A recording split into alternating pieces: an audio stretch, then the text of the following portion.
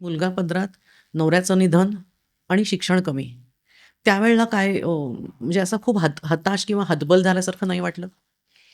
हताश आणि हतबल झाल्यासारखं वाटलंच. परिस्थिती तर खूप ओढावली होतीच माझ्याकडून आणि फक्त सदाशिव कडू सोडून गेल्याचं दुःख नव्हतं.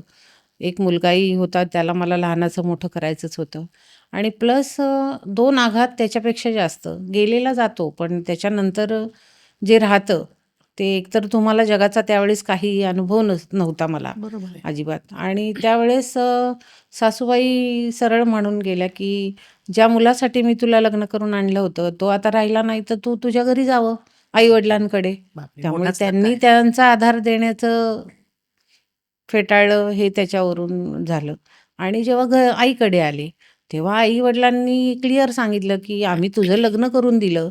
आमची जबाबदारी संपली. त्यामुळे आता तुझं नशीब आणि तू."